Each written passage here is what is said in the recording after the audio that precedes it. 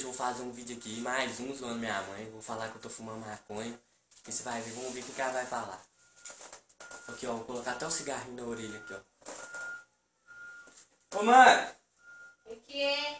Vem cá. Vai me dar dinheiro? Não, tem dinheiro não, senhor.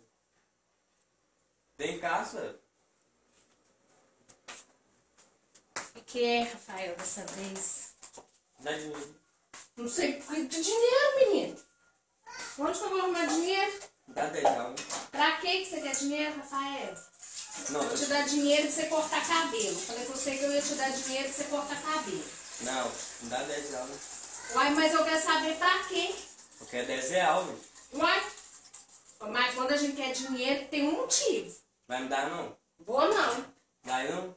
Não, eu falei que eu vou te dar dinheiro. Que é isso aí, Rafael? Vai me dar dinheiro não? Não, que é isso aí, Rafael? Tô te pedindo dinheiro, senhor. Ô, Rafael, você tá ficando doido, Rafael? Você tá fumando maconha dentro de casa? Me dá isso aqui, Rafael. Me dá isso aqui. Anda, me dá isso aqui. Joga isso fora, Rafael. Pera aí, senhor, vai me dar dinheiro? Joga isso fora, Rafael. Vai me dar dinheiro? Joga Você fora. vai dar? Não, Você vai me dar joga dinheiro? fora. Joga Você isso vai- fora. Tá doendo? Joga Você fora. vai me dar dinheiro? Não, eu vou te dar dinheiro pra você cortar cabelo. Não, me dá dinheiro. Não, me dá isso aqui.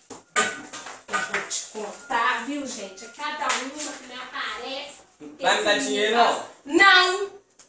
10 reais? Você quer cortar cabelo? Não. Eu vou bater na sua boca, Rafael. Eu vou você fumar maconha. Tá? Você vem fumar isso aqui em casa pra você ver. Dá Você acha que eu tô caçando, criando filho maconheiro? Anda, vai sentando dentro lá. Tá?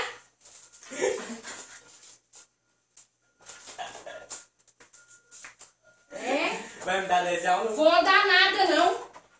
Vou dar. Você tá caçando é apanhar. Você quer apanhar mais? Não dá me dar dinheiro, não? Você quer apanhar Não vai me mais? dar dinheiro, não? Não vou, não.